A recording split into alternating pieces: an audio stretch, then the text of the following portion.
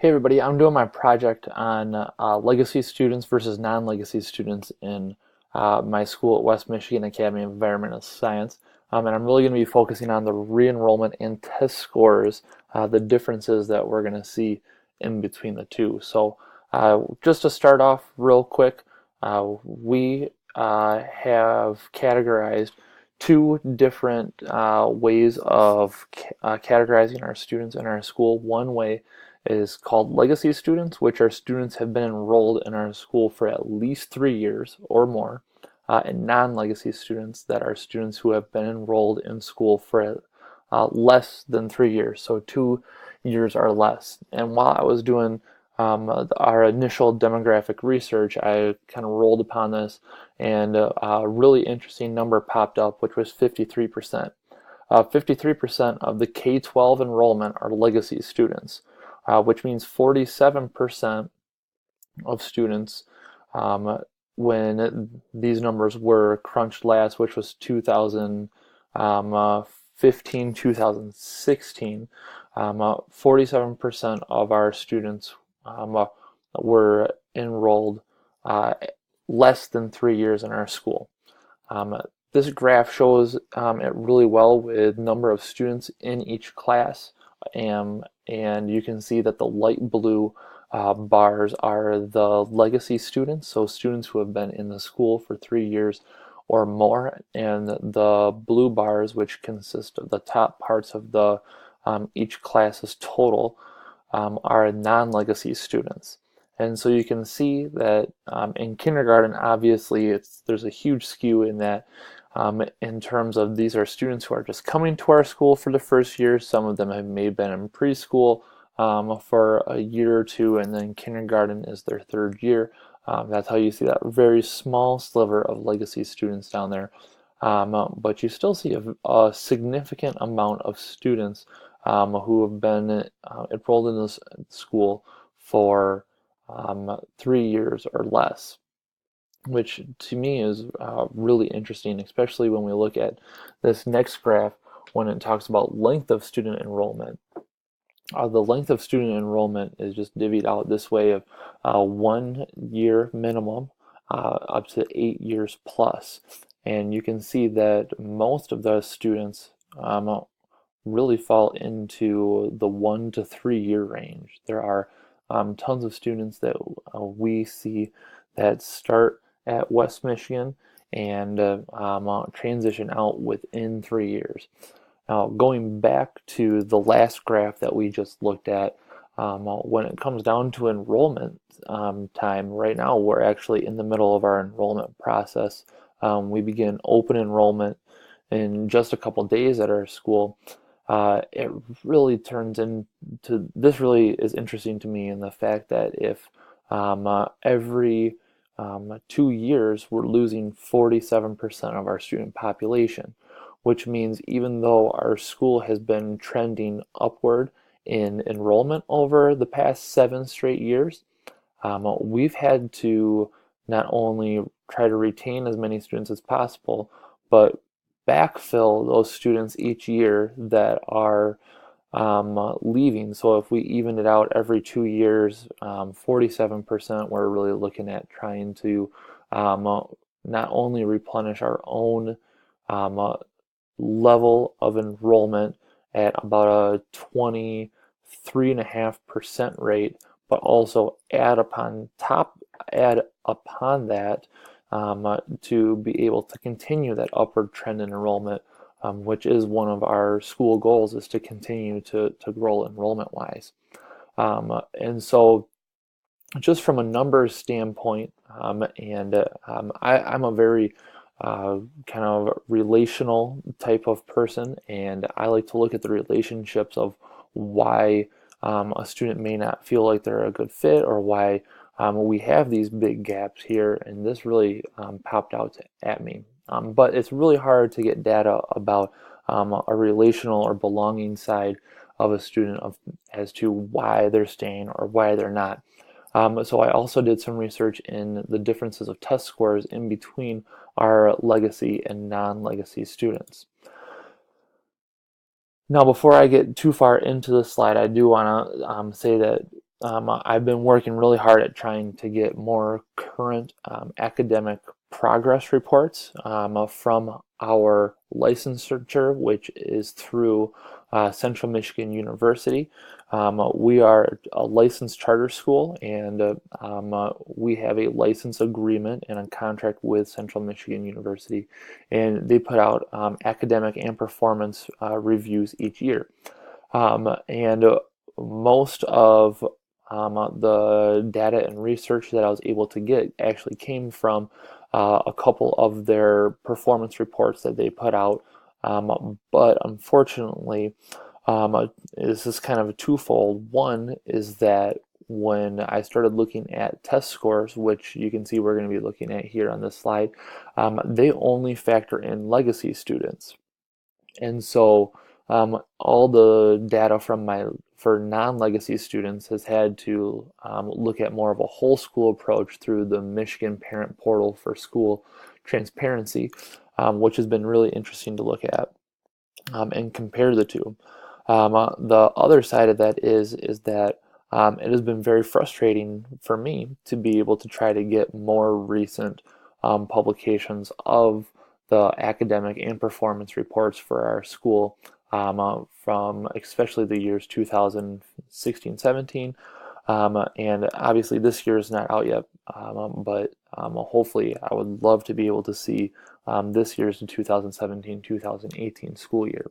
And so the numbers that you see here are from the 2015-2016 school year, and these are all reading and math through our MSTEP program or MSTEP test that we do. On the left, on the white, you'll see this is the percentage of our whole school student scores that they score proficient or above, and this is where I got the statistics from the Michigan Portal, or Michigan Parent Portal for School Transparency. In the year 2015-2016, in math, 45% of our students were at or above proficient, and in reading, 57% of our students were at proficient or above. Now, on the right side, in the black, in the white lettering, these are the percentages of just legacy students which CMU published and sent back to us through our charter and through our agreement that we have with them. And so you can see that it's a little bit higher. You can see that math, our legacy students, 53% of them were at proficient or above. And again, in reading, the scores were a little bit higher also, with 62% of our legacy students scoring proficient or above. So real quick, that just shows that legacy students score better on standardized tests than non-legacy students. If we click back to that slide real quick, you can, it's really obvious. I mean, it's 53% versus 45% and 62% versus 57%. So there is obviously a difference in that. So I started looking into the perceptions of what may be causing this, and each year our school puts out a perceptions survey. It's very short, and it only includes these 6 questions, which did not really help with nailing any of this down. I didn't feel like I got any really hard statistical data that I could be able to use responsibly within this project. But just to real quick go through, as you guys can see, there's a lot of positive perceptions with the experience of students and parents at West Michigan. 97% of parents agree that their students' academic needs are being met. There's a perception that 98% or of 98% of the population that teachers do what is needed to help students succeed. 98% of families would give a positive recommendation of the school to other people, and 92% of people would enroll students in this coming year. So this perception survey was actually done this past school year, in the 2016-2017 year, and So just kind of looking at this, there's not really a ton of correlation between legacy students versus non-legacy students, other than to say with the population of people who took this perception survey, that a majority of people would agree that they've had a positive experience and would recommend their student to come, and we're planning on re-enrolling next year. So a couple of different things that I'm still working on for this week to finish up this project is I'm going to be looking at some student parent exit forms that should show me a little bit more concrete why students are leaving so often.